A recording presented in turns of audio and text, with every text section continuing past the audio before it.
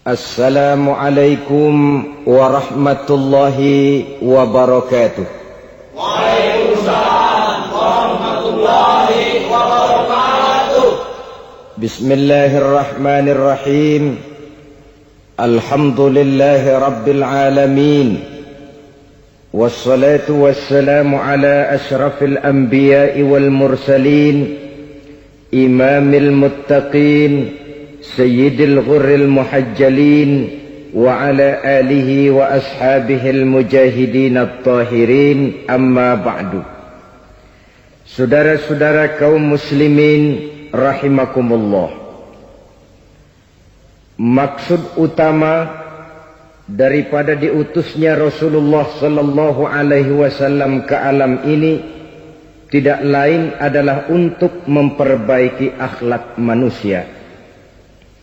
14 abad yang lalu, dari sebuah kota kecil yang tidak ada dalam peta, lahir satu proyek raksasa, proyek memperbaiki akhlak manusia.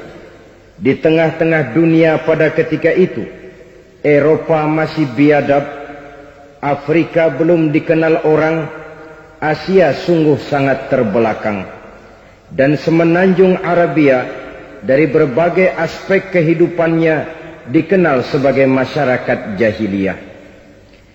13 tahun pertama dari perjuangan selama periode Mekah, apa yang dilakukan oleh baginda Rasul tidak lain adalah memperbaiki akhlak manusia kepada Allah Subhanahu wa ta'ala dengan menanamkan roh, jiwa dan semangat tauhid. Kita tahu bahwa masyarakat jahiliyah menyembah batu, menyembah patung, menyembah berhala yang mereka buat sesuai dengan kekayaannya masing-masing. 360 berhala di sekeliling Ka'bah merupakan bukti nyata dari sesembahan mereka. Yang kaya membuat berhala dari emas lalu disembah. Yang setengah kaya bikin patung dari perak lalu disembah. Yang hampir miskin bikin Tuhan dari kayu lalu disembah. Yang miskin benar tepung terigu diadonin lalu dibentuk seperti wujud seseorang kemudian disembah. Dan apabila selesai nyembah perutnya terasa lapar, Tuhannya habis dipretelin. Sepanjang sejarah kemanusiaan cuma masyarakat jahiliyah saja yang sampai makan Tuhan. Sesadis-sadisnya bangsa Indonesia belum pernah sampai makan Tuhan. Maka menghadapi manusia seperti ini, yang pertama dilaksanakan oleh Rasul memperbaiki akhlak mereka kepada Allah. Menanamkan la ilaha illallah, bahwa tidak ada Tuhan yang perlu disembah selain daripada Allah Subhanahu wa ta'ala. Ini hakikatnya merupakan inti daripada ajaran Rasul-Rasul terdahulu. Kenapa? Seluruh Rasul bersumber dari satu sumber yang sama, yaitu dari Allah Subhanahu wa ta'ala. Maka prinsip ajaran ketuhanan yang mereka bawa tentu saja sama. Nabi Adam mengajarkan la ilaha illallah, Nabi Nuh mengajarkan la ilaha illallah, cuma tentu sambungannya Nuh Rasulullah. Nabi Ibrahim mengajarkan la ilaha illallah, Ibrahim Rasulullah. Nabi Musa mengajarkan la ilaha illallah, Musa Rasulullah. Bahkan Nabi Isa mengajarkan la ilaha illallah, Isa Rasulullah. Dan Nabi Muhammad mengajarkan la ilaha illallah, Muhammadur Rasulullah. Akhlak manusia kepada Allah dengan menanamkan tauhid. Jadi kalau ingin berakhlak yang benar kepada Allah, jaga tauhid, pegang teguh akidah. Saudara-saudara kaum muslimin rahimakumullah, lawan daripada tauhid adalah kufur. Kufur bisa dua, bisa kufur iman, bisa kufur nikmat. Kufur itu sifatnya, kafir itu orangnya. Ada orang kufur iman, Dan ini merusak akhlak kepada Allah Subhanahu wa ta'ala. Kufur iman itu kadang-kadang bentuknya syirik, orangnya disebut musyrik. Kufur iman itu kadang-kadang bentuknya nifaq, orangnya disebut munafik. Kufur iman itu kadang-kadang bentuknya riddah, orangnya disebut murtad. Ini merupakan jenis daripada kufur-kufur iman dan tergelincirnya manusia daripada akhlak kepada Allah Subhanahu wa ta'ala. Benar, di zaman sekarang kita tidak menyembah berhala. Memang di zaman sekarang kita tidak menyembah patung. Iya, kita tidak berkeyakinan Tuhan lebih dari satu. Tapi kadang-kadang akhlak kita kepada Allah sering lentur dan luntur, sering bergoyang dan tergoncang, sering kena erosi dan polusi. Bahwa kita tidak menyembah Latta, Uzza, Manat dan Hubal seperti masyarakat jahiliyah dahulu, memang. Tapi Latta zaman sekarang, Uzza zaman sekarang, Manat dan Hubal di zaman sekarang, berhala-berhala di abad kita sekarang ini, kadang-kadang bernama harta, kadang-kadang bernama wanita, kadang-kadang bernama tahta, mungkin juga bernama Toyota. Sesuatu yang lebih kita agungkan daripada Allah, menjelmalah dia menjadi berhala-berhala di zaman kita sekarang ini. Manakala kita di kantor sudah lebih takut kepada kepala bagian kita daripada kepada Allah, maka Tuhan kita barangkali adalah kepala bagian kita. Manakala kita sudah lebih takut kepada manusia daripada kepada Allah, bergeserlah akhlak kita kepada Allah, mengagungkan manusia dan menomorduakan Allah. Maka di zaman sekarang akhlak kita kepada Allah sering kena erosi, sering kena polusi. Mungkin karena sulitnya lapangan kerja, tingginya tensi ekonomi, persaingan hidup yang makin tajam, sulitnya mencari lapangan kerja, orang kadang-kadang nekat. Sedikit pertimbangan picik, pandangan, mudah melakukan potong kompas, sehingga terjadilah perbuatan-perbuatan yang memelencengkan akhlak kita kepada Allah Subhanahu wa ta'ala. Kadang-kadang terjebak mempercayai selain daripada Allah. Kadang-kadang terjebak di dalam mengagungkan yang selain daripada Allah lebih dari yang seharusnya. Terkenalah akhlak kita kepada Allah jaringan-jaringan erosi dan polusi. Kufur sebagai lawanan daripada tauhid merupakan sifat daripada orang yang tidak berakhlak kepada Allah. Bentuknya pertama bisa syirik. Syirik itu artinya meyakini ada Tuhan lain selain daripada Allah. Itu yang namanya syirik.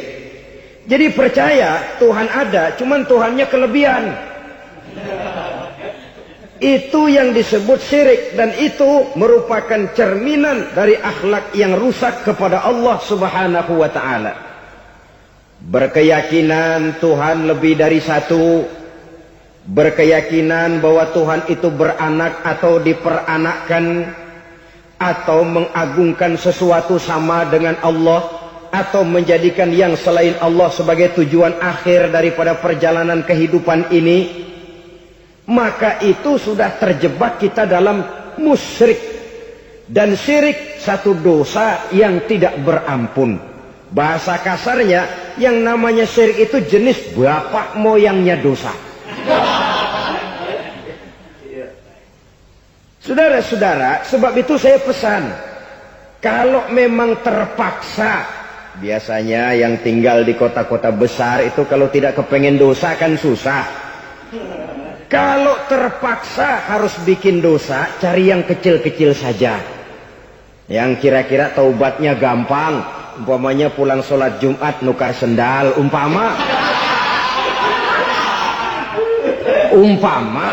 yaitu jelas dosa. Tapi dosa yang taubatnya agak mudah. Jangan sampai terjebak ke dalam syirik. menyekutukan Allah. Kalau sudah menyekutukan Allah, Allah dimadu, murka benar Allah kepada kita. Innallaha la yaghfiru ayyushraka bih wa yaghfiru ma duna dzalika liman yasha. Allah tidak akan memberi ampun kepada orang yang menyekutukannya dengan sesuatu, tapi Allah mau mengampunkan dosa yang selain itu bagi orang yang dikehendakinya. Jadi orang-orang yang sudah terjebak syirik, menyekutukan Allah, meyakini ada Tuhan lain selain daripada Allah, meyakini Tuhan beranak atau diperanakkan, bagaimanapun baiknya mereka di dunia, bagaimanapun sosial jiwanya, bagaimanapun pemurah tangannya memberikan santunan dan pertolongan kepada orang lain, kalau sudah syirik, seluruh nilai kebaikannya akan tidak ada gunanya lagi. Karena tidak ada tempat nilai kebaikan itu bergantung. Sedangkan kita berbuat baik agar diterima oleh Allah. Kalau Allahnya marah kepada kita, siapa yang akan menerima nilai kebaikan itu sendiri? Ini bentuk yang pertama. Yang nyata-nyata menyembah berhala, syirik. Yang nyata-nyata beriktikad Tuhan lebih dari satu, syirik. Atau yang tersamar. Yang tersamar itu yang sering jadi penyakit kita. Saya sejak ada perkutut ini di rumah, perkutut. Saudara-saudara, yang merusak akhlak kepada Allah, yang merusak tauhid setelah syirik, bisa juga berbentuk nifak. Nifak itu sifatnya, orang yang punya sifat nifak disebut munafik. Asal katanya dari nafakun. Nafakun itu satu lubang yang punya dua muka, seperti goa, ada tempat masuk, ada tempat keluar. Maka munafik orang yang punya dua muka. Kalau bahasa kita, pandai bermain minyak di atas air. Manis jika berhadapan, balik belakang lain bicara. Sehingga apa yang dinamakan nifak, kata Imam Ali Al-Jurjani dalam kitab ta'rifatnya, izharul imanu bil lisan wa kitmanul kufri bil qalbi. Menyatakan, menampakkan iman dengan lidahnya, tapi menyembunyikan kekafiran dalam hatinya. Dengan kata lain, lidahnya mah iman, hatinya mah kafir. Padahal hati itu yang dilihat, padahal hati itu yang dinilai. Kenapa lidahnya mengaku iman? Ya mungkin karena kepepet, mungkin karena kepentingan, mungkin karena ingin mencari kelemahan orang, lalu dia pura-pura beriman. Tapi sesungguhnya hatinya kufur.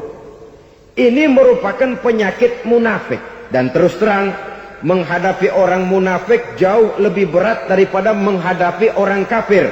Kenapa? Munafik ini kan musuh dalam selimut. Mau dibilang musuh nyata-nyata, apalagi di zaman Rasul ya, ketika periode Madinah, berat sekali menghadapi orang munafik. Mau dibilang kafir, kalau ketemu assalamualaikumnya medok juga. Mau dibilang mukmin, di belakang ngegerundel, nyari-nyari penyakit, nyari-nyari lantaran, mencari-cari gara-gara. Kalau kafir jelas kafirnya, kalau musyrik jelas musyriknya. Tapi munafik, di depan kita dia mengaku beriman, di belakang kita dia caci maki kita. Maka demikian rupa watak orang munafik, Allah benci betul. Sampai dalam Quran orang munafik itu divonis innal munafikin fid darkil asfal minan nar. Orang-orang munafik di dasar jurang neraka yang paling bawah, keraknya neraka. Saudara-saudara kaum muslimin rahimakumullah. Sebab munafik sangat berbahaya. Membahayakan umat, membahayakan agama. Di depan kita mereka ngaku pura-pura beriman. Kalau pidato luar biasa, memuji agama setinggi langit, menampakkan seolah-olah dia orang yang dekat dengan agama. Saudara-saudara, agama penting, agama mutlak. Tapi yang ngomong begitu agamanya apa? Remeng-remeng. Cuma sekedar lipstick, cuma sekedar dekorasi, cuma sekedar kamuflase buat ngibuli orang lain. Dia mengaku beragama, mengatakan agama mutlak, menganggap agama penting, seolah-olah memperhatikan benar tentang tatanan kehidupan beragama, tapi sebenarnya di hatinya tidak lebih berkecamuk penyakit-penyakit kufur. Maka sifat munafik ini termasuk menodai tauhid, artinya merusak akhlak kita kepada Allah Subhanahu wa ta'ala. Sifat yang ketiga yang juga merusak akhlak kita kepada Allah dinamakan riddah. Riddah itu sifatnya, orang yang punya sifat riddah disebut murtad. Murtad keluar dari Islam. Keluar dari Islam tentu tadinya di dalam Islam. Oleh satu perbuatan dia bisa menjadi murtad. Misalnya, tadinya dia iman benar kepada Allah, tapi melarat. Kadang-kadang sehari masak, 3 hari libur. Akhirnya oleh kesulitan ekonomi dia tidak kuat. Ada yang menawarkan kebaikan, dibawain supermi, dibawain obat-obatan, diberikan beras. Goyah imannya. Keluar dia dari Islam, ikut agama orang yang memberikan pertolongan kepadanya, memilih kesenangan sebentar dengan mengorbankan kebahagiaan yang kekal. Maka orang semacam itu riddah sifatnya, murtad orangnya, keluar dari Islam. Dan yang menyebabkan kita murtad bukan cuma orang nyata-nyata memproklamirkan diri keluar dari Islam tapi lalu mengikuti agama orang lain. Bukan cuma itu. Mengakui ada Rasul lagi sesudah Nabi Muhammad bisa menyebabkan kita murtad. Mengingkari nikmat Allah bisa menyebabkan kita murtad. Meyakini semua agama benar bisa menyebabkan orang menjadi murtad. Meragukan kesempurnaan dan kelengkapan Al-Quran bisa menyebabkan orang jadi murtad. Mengingkari sunnah bisa menyebabkan orang menjadi murtad. Banyak hal-hal yang bisa mendatangkan penyakit riddah dan membuat pelakunya menjadi murtad. Dan ini menodai akhlak kita kepada Allah Subhanahu wa ta'ala. Itu tadi kufur iman, saudara-saudara. Nyata-nyata mengingkari Allah, baik dalam bentuk syirik, nifak, ataupun riddah. Kufur yang kedua dinamakan kufur nikmat. Apa itu kufur nikmat? Sitru nikmatil mun'im au ya'malu fi mukhalafatil mun'im. Menutup-nutup nikmat Allah,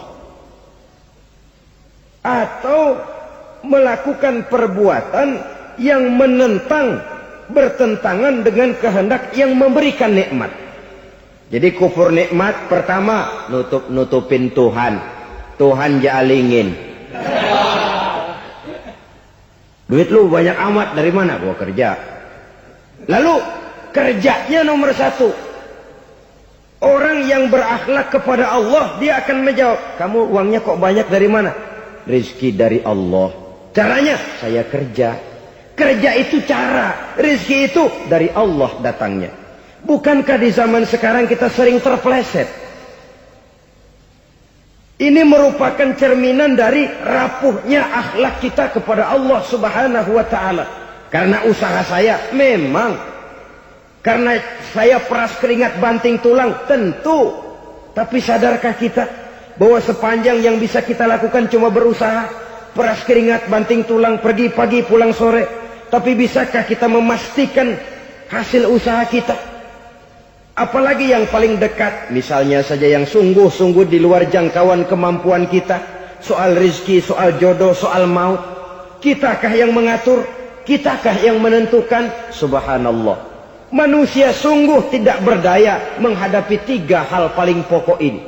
Rezeki, kita cuma bekerja. Kitakah yang menentukan? Tidak. Kita berusaha saja, rezeki belum pasti dapat. Apalagi kalau kita tidak berusaha. Jangan terjebak dalam fatalisme. Belum perang udah nyerah. Emang dasar rezeki datangnya dari Tuhan, gak usah kerja. Dan ntar juga kalau dia datang. Dari mana datangnya? Kerja saja belum tentu dapat rezeki. Apalagi kalau tidak kerja. Yang jelas usaha perlu kepastian, itu urusan Allah. Ini akhlak kepada Allah Subhanahu wa ta'ala. Jodoh juga begitu. Kita berusaha, kita berupaya, Allah menghendaki lain, lain jadinya. Maut juga begitu. Siapa sih yang pengen ngadepi maut? Siapa sih yang pengen mati? Siapa sih yang pengen ketemu malaikat Israel? Tidak seorang pun kalau ditanya. Kecuali mereka yang putus asa ya. Kalau otaknya masih normal, mau mati, mesti belakangan dulu udah dikit. Tapi yang satu itu saudara, kalau dia sudah datang, tenaga mana yang bisa menolak? Kalau dia sudah berkunjung, kekuatan mana yang bisa menghindar? Kalau dia sudah ingin bertemu, kemana kita bisa melarikan diri? Manusia sepanjang yang dia lakukan hanya berusaha, tapi kepastian, ketentuan dari Allah Subhanahu wa ta'ala. Orang yang kufur nikmat, nutupin Allah. Dia merasa rezekinya adalah mutlak peras keringatnya. Seolah-olah Allah nggak punya peranan apa-apa di situ. Oh, ini kan saya bisa rumah begini karena saya kerja keras. Oh, ini mobil saya begini saya kerja keras. Peras keringat, banting tulang, keras.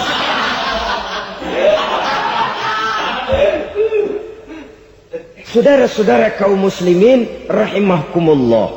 Jadi menutup-nutupi Allah. Akibatnya nanti kalau dia berhasil, Allah ketutupan. Kalau dia gagal, orang lain dicaci maki, dicari kambing hitam. Yang kambing hitam kan mahal. Karena orang sering cari-cari kambing hitam. Jarang orang mau jujur kalau bertemu kesulitan lalu mencari sebab pada dirinya sendiri. Yang paling enak ya nyalain orang. Lo begitu. Orang lain yang paling enak kita salahin. Au ya'malu fi mukhalafatil mun'im, atau dia melakukan sesuatu yang tidak sesuai dengan kehendak yang memberikannya nikmat. Diberikan kita tangan, mulut sih nggak berhenti, terima kasih Tuhan, alhamdulillah saya dikasih tangan. Cuma nih tangan enteng mat nabokin orang mulu. Itu sudah mukhalafatul mun'im, bertentangan dengan kehendak yang memberikan nikmat. Diberikan harta, mulutnya mah basah, terima kasih Tuhan, alhamdulillah dikasih harta. Tapi pelitnya minta ampun, kikir koret medit. Ini juga termasuk kufur nikmat, mempergunakan suatu nikmat bertentangan dengan kehendak daripada yang memberikan nikmat itu sendiri. Saudara-saudara kaum muslimin rahimakumullah. Oleh karenanya kufur iman memang lebih bahaya daripada kufur nikmat. Tapi jangan lupa, kufur nikmat bisa menyeret orang kepada kufur iman. Nah kalau Allah udah dialingin, Tuhan sudah dinomor duain, lama-lama kenapa dia tidak mendewakan dirinya sendiri? Mendewakan pangkatnya, mendewa-dewakan otaknya, mendewa-dewakan kemampuannya. Pada awalnya dia memang cuma kufur nikmat, tapi lambat laun kalau ini tidak diobati, secara pasti orang akan mengarah kepada kufur iman. Bisa berbentuk syirik, bisa berbentuk nifak, bisa berbentuk riddah.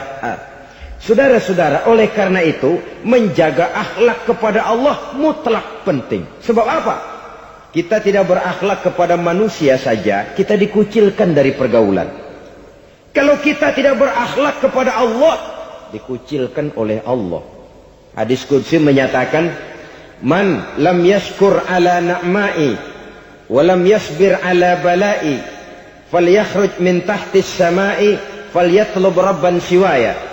Kata Allah, siapa orang yang tidak mau bersyukur terhadap nikmat yang aku berikan kepadanya dan tidak mau sabar terhadap ujian yang aku berikan kepadanya, falyakhruj min tahtis sama'i, persilahkan saja keluar dari kolong langitku. Waliyatlub rabban siwaya, tolong cari Tuhan lain selain daripada aku. Murka Allah, diusir, cuman gak kedengeran aja. Siapa yang tidak mau syukur terhadap nikmatku, siapa yang tidak mau sabar terhadap ujian yang aku berikan kepadanya, persilahkan keluar dari kolong langitku ini, cari Tuhan lain selain aku. Langit Tuhan yang punya, Tuhan kita lawan. Diusir dari kolong langit, mau pindah ke kolong mana?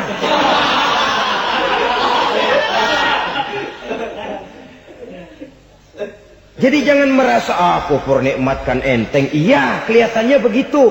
Tidak sebahaya kufur iman. Tapi kufur nikmat ini merupakan anak tangga. Yang kalau kita sudah mulai naik, kita akan naik terus. Sampai kepada tingkat di mana kita mengalami kufur iman. Kalau sudah ke sana, maka akhlak kita kepada Allah terkenalah erosi, terkena polusi, hancur akhlak kepada Allah. Dan itulah sumber kesengsaraan abadi. Kalau cuma kita tidak berakhlak kepada manusia, barangkali resikonya cuma kehidupan di dunia ini. Mungkin juga ada kehidupan akhirat. Tapi kalau sudah tidak berakhlak kepada Allah, dunia akhirat kita rugi dan celaka. Maka pada kesempatan ini saya mengajak, marilah jaga baik-baik akhlak kita kepada Allah. Satu kali kita bertauhid, sampai mati kita bertauhid. Satu kali la ilaha illallah, jangan tergelincir lagi kita keluar daripada kalimat itu. Satu kali kita bertuhankan Allah, jangan bertuhan yang lain selain daripada Allah. Jangan sekutukan Allah. Jangan samakan Allah dengan sesuatu. Jangan mengangkat yang lain sama agungnya dengan Allah. Sebab dengan demikian kita seolah-olah sudah mengotori akhlak kita kepada Allah subhanahu wa ta'ala. Ini berat, saudara-saudara. Ini tidak ringan. Kadang-kadang, saya katakan tadi, masalah ekonomi. Kadang-kadang persaingan hidup yang makin tajam, di tengah lapangan kerja yang makin sulit, di tengah orang banyak potong kompas. Kalau berpatokan kepada nilai tauhid, la ilaha illallah, tidak ada Tuhan selain Allah, maka saya tidak akan takut kecuali hanya kepada Allah. Saya tidak akan menggantungkan hidup kecuali hanya kepada Allah. Saya tidak akan minta rezeki kecuali hanya kepada Allah. Kadang-kadang situasi yang nekat membuat kita kehilangan keseimbangan, kehilangan pertimbangan, picik pandangan. Akibatnya kita merusak akhlak kepada Allah subhanahu wa ta'ala. Ironinya kan orang sekarang kalau ditanya, lu nyolong ya? Iya. Kok berani? Emang. Lu nggak tahu Tuhan lihat? Tahu. Kok nyolong juga? Biarin. Kalau Tuhan mah lihat, jangan ribut. Enggak ribut katanya. Kalau orang lihat, 2 orang saja tahu, geger kelurahan. Ini kan sudah mendustai dirinya sendiri, sudah merusak akhlaknya kepada Allah subhanahu wa ta'ala. Tuhan enggak ribut katanya. Saudara hadirin yang saya hormati, jadi oleh karenanya akhlak kita kepada Allah merupakan basis daripada kehidupan beragama. Kalau itu sudah mulai rapuh, mulai terkena erosi dan polusi, mulai rusak, dikhawatirkan nanti nilai ibadah kita kepada Allah juga akan turut ambruk karenanya. Saudara-saudara kaum muslimin rahimakumullah, tugas yang kedua memperbaiki akhlak manusia kepada sesama manusia. Kita tahu Islam sesuai dengan namanya adalah agama damai. Maka akhlak manusia kepada sesama manusia menempati porsi yang penting dalam kehidupan beragama. Bagaimana seorang muslim bergaul, bertata krama terhadap sesama manusia. Mari kita lihat lebih jauh persoalannya. Untuk memudahkan pembicaraan dari kacamata agama, kita kelompokkan saja manusia itu dalam 2. Pertama yang seiman dan yang kedua yang tidak seiman. Yang tidak seiman itu kita sebut saja kufur atau kafir. Nah, kepada yang kafir pun kita diajarkan untuk berakhlak. Apalagi kepada yang memang nyata-nyata seiman, sekeyakinan, seakidah. Kemanapun Islam datang, ke negara manapun ia masuk, ia tidak menaburkan kerusakan. Jadi tidak benar kalau orang pernah itu menggambarkan, saking sentimennya seorang orientalis pernah menggambarkan Nabi Muhammad di tangan kirinya Quran, di tangan kanannya pedang. Menggambarkan seolah-olah Islam dikembangkan dengan kekerasan. Sebenarnya tidak sama sekali.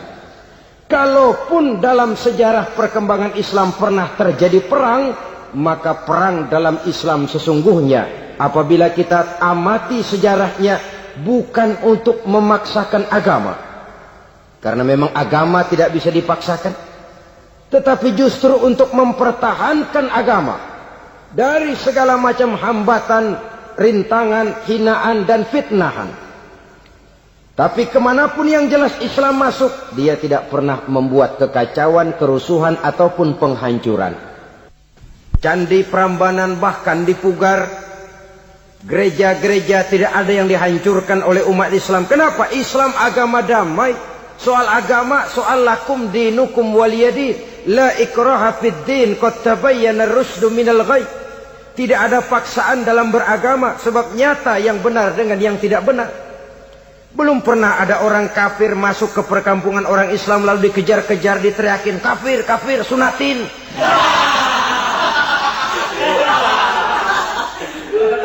Belum pernah. Kenapa? Islam menghormati orang lain agama. Nah, yang kafir ini macam-macam, saudara. Ada kafir harbi. Nah, ini kafir kerok. Ini kafir yang nyata-nyata memproklamirkan permusuhan kepada umat Islam. Nyata-nyata mengganggu ketenangan umat Islam. Kafir yang seperti ini yang boleh diperangi. Misalnya kita mau sembahyang Jumat dijagain. Nggak boleh sembahyang Jumat, getok palanya. Kafir harbi artinya tantangan perang datang dari mereka. Bukan kita yang mulai. Mereka yang buka front. Prinsipnya umat Islam tidak boleh mencari-cari musuh. Tapi pun tidak boleh lari kalau ketemu musuh. Musuh jangan dicari, ketemu jangan lari. Karena itu kesan seolah-olah umat Islam ini teroris, umat Islam ini destroyer, umat Islam ini sering menimbulkan keonaran, kerusakan. Sungguh satu fitnahan yang sangat keji. Umat Islam adalah umat yang cinta damai. Islam di masa perkembangannya masuki Eropa melalui Selat Gibraltar, Jabal Tariq, memasuki Spanyol. Islam tidak pernah meruntuhkan gereja. Islam tidak pernah membunuh orang-orang Nasrani. Bahkan Islam mewariskan peradaban dan kebudayaan yang begitu tinggi nilainya di bidang ilmu pengetahuan. Sampai ketika itu Barat banyak mengkaji ilmu pengetahuan dari dunia Islam. Buku-buku berbahasa Arab diterjemahkan ke bahasa Yunani, dipelajari oleh para cendekiawan di negeri Barat sana. Mereka mengambil manfaat yang banyak dari masuknya Islam ke Eropa. Sementara gereja tetap berdiri dengan megahnya. Kuil-kuil tempat peribadatan tidak satupun yang diusik-usik. Kenapa? Islam agama yang cinta damai. Asal dia tidak diganggu, asal kehormatannya tidak dihinakan. Jadi kafir harbi, kafir yang nyata-nyata nantang perang, ngajak belekai. Itu kafir yang nyari penyakit. Kafir harbi ini boleh diperangi dengan catatan mereka yang memang mulai. Yang kedua kafir zimmi. Kafir zimmi, kafir yang hidup di tengah mayoritas muslim, tapi mereka mau hidup dengan aman, damai, tenang. Mereka wajib dilindungi. Bahkan Nabi pernah memberikan satu jaminan, man azazimiyan faqad azani. Siapa yang mengganggu orang kafir zimmi sama saja dengan mengganggu saya. Kehormatannya dijaga, harta bendanya dilindungi, anak istrinya pun dilindungi. Dan ini jadi kenyataan. Saudara bisa lihat di negara-negara yang mayoritas penduduknya beragama Islam, orang-orang kafir di luar Islam hidup dengan tenang, aman, damai. Di Saudi Arabia, di luar tanah haram, di luar Mekah dan Madinah, banyak orang-orang kafir mencari nafkah. Mereka tenang, aman, dilindungi undang-undang. Begitu di Mesir, begitu di negara Indonesia yang berdasarkan Pancasila ini. Kehidupan beragama menimbulkan gairah, rukun, tenang, aman, damai, sepanjang tidak saling ganggu, tidak saling usik, menghargai orang yang sudah beragama. tidak menjadikan penganut suatu agama sebagai sasaran dari dakwah agama lainnya. Saudara-saudara kaum muslimin rahimakumullah. Jadi memang oleh Al-Quran kita dianjurkan asidda 'alal kuffar ruhama bainahum. Tegas kepada orang kafir, kasih sayang kepada sesama muslim. Tapi tegas bukanlah berarti marah-marahan, bukan berarti musuh-musuhan, bukan ngajaki perang. Tegas dalam arti punya garis tentang kehidupan beragama. Lakum dinukum waliyadin. Soal kehidupan sosial, mari kerjasama. Bangun jalan, ayo rame-rame. Siskamling, mari bebarengan. Bikin puskesmas, mari sama-sama. Tapi kalau sudah soal agama, itu tidak perlu ada toleransi agama. Yang perlu toleransi antar umat beragama.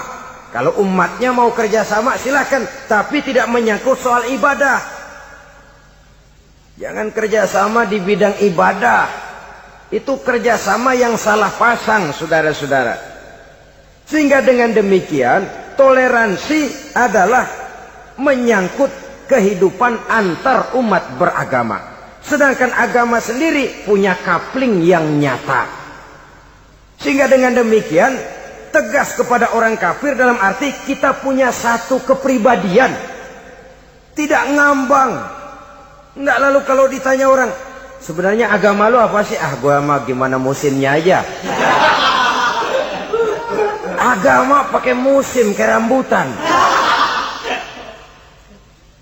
Akhirnya ya begitu, musim-musiman. Ke masjid kelihatan, ke gereja hayo, ke candi nongol, ke apa? Bingung malaikat bagaimana nyatetnya nih bocah ini. Di mana aja ada. Kita punya satu kepribadian. Saya muslim dan garis saya ini, lakum dinukum waliyadin.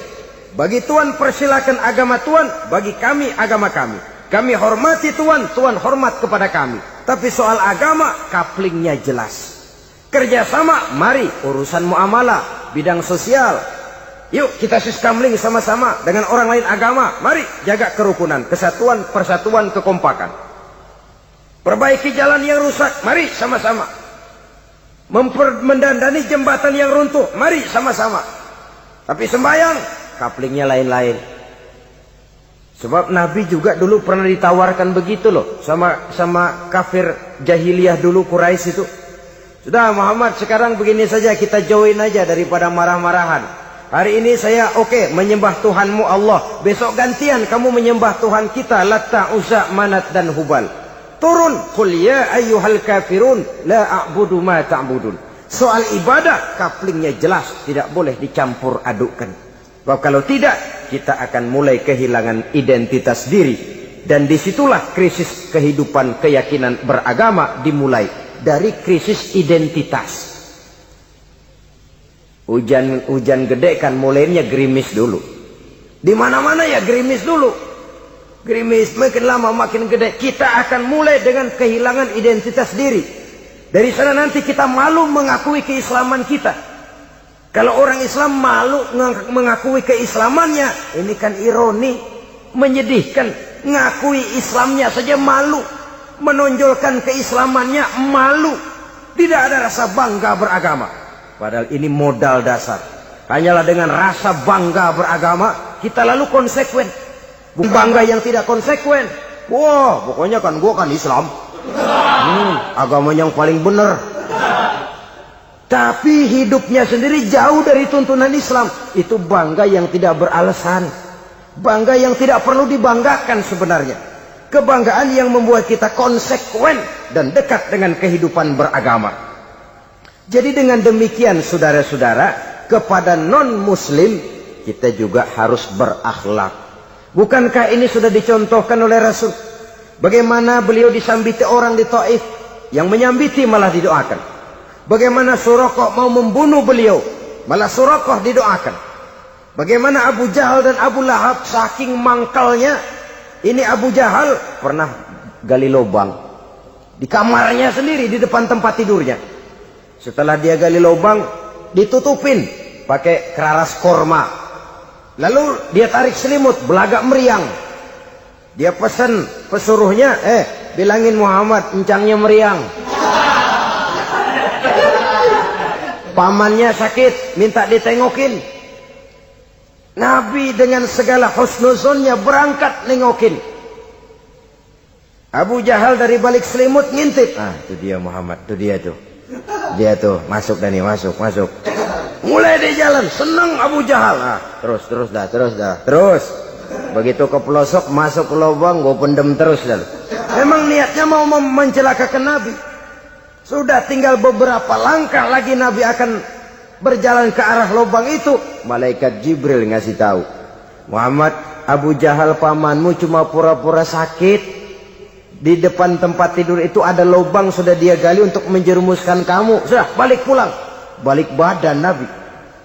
Sudah hampir mau melangkah, kakinya malah muter pulang. Abu Jahal yang ngelihat Nabi sudah hampir jatuh nggak jadi, balik pulang. Lupa kalau lagi sakit. Udah Muhammad buruan sini. Nabi ke pintu, dia kejar. Dia lupa sama lubang yang dia gali. Begitu dia kejar, dia yang ke pelosok masuk ke dalamnya. Sejak saat itu ada pepatah, man hafara hufratan waqa'a fiha. Siapa yang suka nggali lubang, dia sendiri bakal terpelosok ke dalamnya. Jatuh dia ke lubang yang dia gali. Padahal ya paling banter 2 atau 3 meter paling dalam. Dari dalam lubang itu dia teriak-teriak, Muhammad, tolongin, pamanmu kecebur. Kasih tahu Muhammad, kasih tahu. Datang lagi lah pesuruhnya, Muhammad, pamanmu Abu Jahal kecebur, minta tolong diangkatin. Sudah diulur tambang, habis sambung lagi, nggak bisa sampai. Masa iya, cuma kamu yang bisa nolong. Apa yang dilakukan Nabi? Balik mau nolongin. Akhlak. Kita kalau ada orang gali lubang buat nyeburin kita, dia sendiri yang kecebur. Gorok gua kagak lemin loh. Mati sekalian dah. Nabi mah enggak, balik nolongin tuh Abu Jahal. Kenapa paman kecebur? Iya Muhammad, tolong, tambang udah diulur-ulur, sambung-sambung nggak sampai. Aduh kasihan paman, nih pegang tangan saya. Nabi cuma ulurin tangan, nyampe dipegang oleh Abu Jahal. Diangkat ke atas. Nyampe atas, apa kata Abu Jahal? Tambang bergulung-gulung nggak nyampe, kamu cuma pakai tangan doang kok bisa Muhammad, hebat banget sihirmu. Mukjizat dia bilang sihir, udah ditolongin nyelak lagi, kan yang enak kita injak palanya. Orang dulu bilang wah katanya nolongin anjing kejepit. Udah selesai ditolongin malah yang nolong digigit.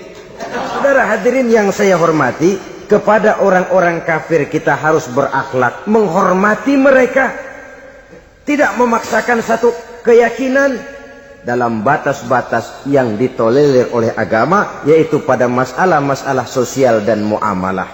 Itu kepada non-muslim, apalagi kepada sesama muslim. Baik akhlak kepada orang tua, akhlak kepada guru, akhlak kepada jiran atau tetangga, itu semua termasuk dalam akhlak kepada sesama manusia. Akhlak kita kepada orang tua, kadang-kadang kita orang timur ini ketularan orang barat. Engkongnya dianggap CS. Salaman main kedet aja, halo kong. Engkongnya bahalo di bengong. Saudara-saudara kaum muslimin rahimakumullah, akhlak yang tua kepada yang muda, akhlak yang muda kepada yang tua, kepada jiran dan tetangga, kepada sanak famili dan handai tolan, pendeknya kepada sesama muslim. Tetangga ada haknya, ada hak tetangga yang kalau kita berakhlak itu harus dipenuhi. Contoh kecil, kalau saya beli radio, itu saya dong boleh berpikir, ini radio saya beli pakai uang saya setel di rumah saya, sekeras-kerasnya ada apa sama orang lain? Radio gua, yang beli gua pakai duit gua, gue setel di rumah gue, ada urusan apa sama orang lain? Itu kalau menurut saya. Tapi tetangga sebelah saya kan bisa juga ngomong begitu. Mata gue, yang ngantuk gue tidur di rumah gue, kenapa suara radio lu masuk kemari? Ketika itulah lalu kebebasan saya nyetel radio dibatasi oleh kebebasan tetangga saya yang mau tidur. Ini sudah akhlak namanya. Umpamanya lagi ada Nabi ajarkan, iza tobakhta maraqatan fa'akthir ma'aha wa ta'ahad jiranaka. Kalau kamu masak sayur, banyakin kuahnya, bagiin tetangga kamu. Bukan bagiannya itu yang jadi soal, tapi akhlak kepada tetangga. Udah tahu tetangganya kelaparan, diseksa, goreng ikan asin, se-RW baunya ngayap. Kembang kempis orang nungguin. Saudara hadirin ma'asyiral muslimin rahimakumullah.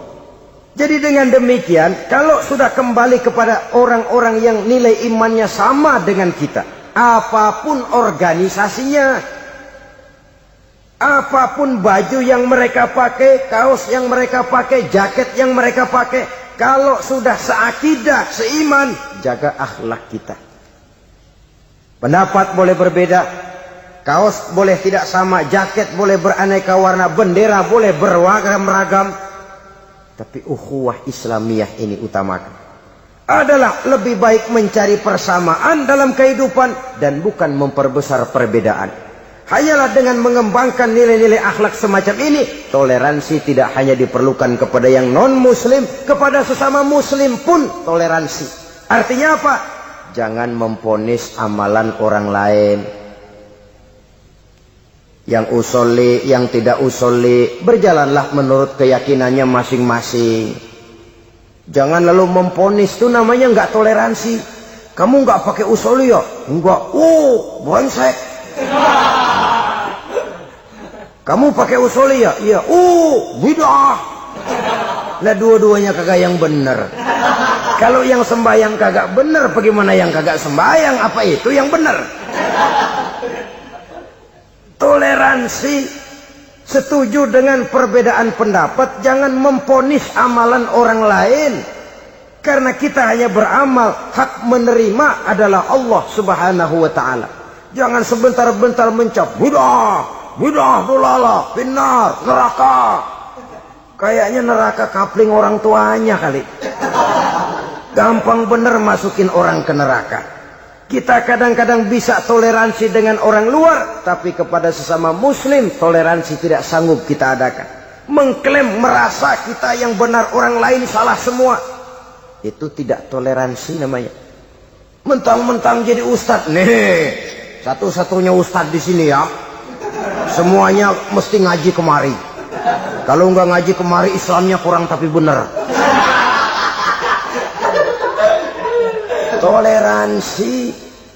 Saudara-saudara kaum muslimin rahimakumullah, lapang dada menghargai orang yang berbeda pendapat, apalagi kalau perbedaan pendapat itu menyangkut hal-hal yang tidak prinsipil, menyangkut hal-hal yang sekunder dalam kehidupan beragama, menyangkut masalah-masalah yang dalam bahasa fikih disebut soal-soal furu'iyah. Tidak usah menyebabkan kita bersih tegang. Kepala sama hitam pendapat boleh berbeda dan halal. Bahkan Nabi mengatakan, ikhtilafu ummati rahmatun. Perbedaan pendapat di kalangan umatku bahkan menjadi rahmah. Sepanjang perbedaan pendapat itu diiringi dengan rasa toleransi. Tapi kalau sudah main baku hantam, main klaim, memponis orang lain, akhirnya timbullah keretakan. Jangan heran kadang-kadang satu masjid dua kelir. Ya soal kelir boleh kelar-kelir, boleh kelar-kelir, tapi kalau harus terlalu mencolok menyebabkan timbulnya keretakan, saya kira yang akan turun bukan lagi rahmah tapi bala. Bala akan menimpa kita, jatuh kita menjadi umat yang lemah. Oleh karena di antara kita sendiri, sesama kita tidak pandai bertoleransi, tidak lapang dada. Ada anak muda kelihatannya mau majuan dikit, yang tua curiga. Nah, kalau dia maju pasaran gua bangkrut dong nih. Lalu ditekan tuh anak ditekan melejit. Kadang-kadang yang tua maksudnya baik, mau memelihara, yang muda salah terima. Kan tua kejemur. Dari dulu sampai sekarang gitu-gitu doang. Anak kemajuannya. Padahal yang tua barangkali maksudnya juga baik, mau memelihara. Sebenarnya kalau kita bisa mencoba mencari titik temu dengan alur komunikasi, tidak merasa diri yang paling benar, tapi toleransi, boyak menerima pendapat orang lain, setidaknya mau mendengar omongan orang. Yang susah kalau udah kena penyakit nggak mau ngerti omongan orang, nggak mau nerima pendapat orang. Kodok di kolong tempayan, cukeng kayu asem, asal ijo udah ijo aja ijo dah. Nggak ngerti omongan orang, yang kayak begini yang orang jadi kesandung. Oleh karena itu saudara-saudara, alangkah nikmatnya kehidupan ini apabila kita menyadari kita ini ummatan wahidah, satu umat yang satu, yang diikat dengan akidah. Kalau kepada yang non muslim saja kita diajarkan untuk berakhlak, apatah lagi kepada yang seiman, seakidah, sekeyakinan. Wajarkah perbedaan pendapat yang kecil-kecil lalu menyebabkan kita bertolak belakang, cerai-berai, centang perenang? Bila bertemu di jalan yang satu menyisih ke kiri, yang lain menyingkir ke kanan. Kalaupun juga bercampur di tengah kumpulan orang banyak, persis air dengan minyak. Yang atu melengos, yang atu madep mojok. Orang lain senyum, dia mau pada manyun. Saudara-saudara kaum muslimin rahimakumullah, realita ini walaupun tidak enak, pahit, tapi masih hidup di sebagian masyarakat kita. Ini yang perlu kita atasi. Soal toleransi kepada orang lain, sejarah sudah membuktikan. Mari kita jangan cuma bisa mengajak orang lain, umat lain untuk bertoleransi dengan kita, tapi kepada sesama kita. Toleransi ini perlu kita tegakkan, perlu kita bina, terutama di dalam kita menuju bentuk ideal daripada konsep ukhuwah Islamiyah ini, yang memang selalu kita akan cari bentuk-bentuk idealnya sejalan dengan perkembangan situasi dan kondisi yang dihadapi oleh umat. Perbedaan organisasi, perbedaan kepentingan organisasi tidak seharusnya menyebabkan kita merasa meremehkan orang lain dan mengangkat diri, mengklaim diri sebagai yang ter. Jadi dengan demikian, apabila yang pertama tadi akhlak kepada Allah dinamakan hablum minallah, maka yang kedua ini merupakan hablum minan nas. Jikalau baik akhlak kita kepada Allah, baik akhlak kita kepada manusia, nikmat rasanya menjalani kehidupan. Kadang-kadang orang akhlaknya kepada manusia baik, tapi kepada Allah tidak baik. Hormat sama yang tua, menyayangi yang muda, sama tetangga rukun, tapi sama Tuhan nggak mau sujud. Ini baik kepada manusia, tapi tidak berakhlak kepada Allah. Atau sebaliknya, sujudnya sama Allah mah tekun, bener khusyuk, bahasanya juga fasih, luar biasa. Tapi sama manusia sombong, takabur, ujub, merasanya dia doang yang paling benar. Sebab iblis itu ya, itu kadang-kadang datang lewat hati, dan memang selalu markasnya di situ. Kalau dia tidak bisa menggoda kita dengan yang lain, dia tumbuhkan sifat ujub. Dia bisikin, wah memang di kampung ini yang paling banyak ibadahnya ente, yang lain mana, lihat tuh kerocok semua. Lalu di hati orang itu tertanam sifat iya ya. Nah, tatkala iya ya, dia sudah terkena serangan iblis. Akhirnya apa? Orang lain diremehin. Asalnya kagak mau sembahyang, ya diajak salaman dan najis aja dah. Ketemu juga mukanya ditekuk 4. Akhirnya bukan ngajak, malah ngenyek, ngina. Lah orang dihina makin jauh, makin tidak tersentuh. Bukan cara itu yang diajarkan oleh Rasul. Bahwa orang tidak mau sholat, tugas kita mengajak. Soal dia tidak sholat, ya itu dosa dia kepada Allah. Saudara-saudara kaum muslimin, ujub disuntikkan oleh iblis ke dalam hati kita. Sujudnya kepada Allah benar, tapi akhlaknya kepada sesama manusia, merasa paling benar sendirian, merasa orang lain salah semua. Pokoknya kalau di luar lingkungannya udah kagak bener aja udah bahaya. Saudara-saudara, ini juga penyakit yang disuntikan oleh iblis. Sebab iblis itu tipu dayanya luar biasa, strateginya lihai. Makin tinggi kualitas iman, ya makin berat upaya iblis untuk menjerumuskan kita. Karenanya saya mengajak, marilah kita bertoleransi. Baik kepada non-muslim, lebih-lebih lagi kepada sesama muslim yang kebetulan berbeda baju, berbeda kaos, berbeda organisasi, lain bendera yang dibawanya. Tapi toleransi mari kita canangkan. Kita terikat oleh ukhuwah Islamiyah. 2. Yang ketiga, akhlak manusia kepada makhluk Allah lainnya di luar manusia.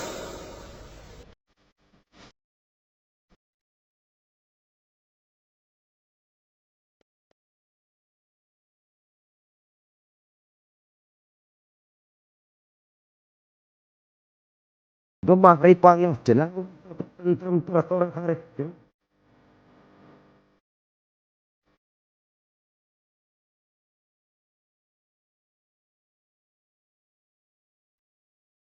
Sepada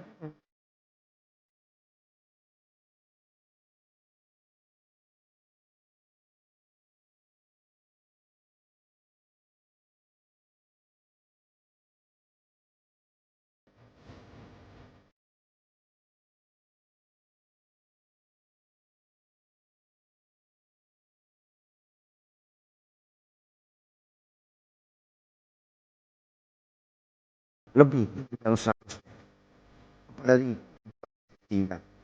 Saudara-saudara, dengan berakhlak kepada Allah, berakhlak kepada sesama manusia, berakhlak kepada makhluk Allah di luar manusia, baik flora maupun fauna, maka mudah-mudahan akan terciptalah satu ekosistem, satu lingkungan hidup yang membuat kita nikmat menjalani kehidupan ini. Inilah saja yang kita bicarakan pada pertemuan kali ini. Terima kasih atas segala perhatian. Mohon maaf atas segala kekurangan. Marilah kita membina nilai-nilai akhlak walaupun berat tantangannya. Sungguh lebih baik rakyat rendah yang berakhlak tinggi daripada pejabat tinggi yang berakhlak rendah. Karena nilai manusia pada akhirnya ditentukan oleh akhlaknya itu. Mau sukses di masyarakat, mari kita utamakan akhlak. Usikum wa nafsi bitaqwallah. Wassalamualaikum warahmatullahi wabarakatuh. Waalaikumsalam warahmatullahi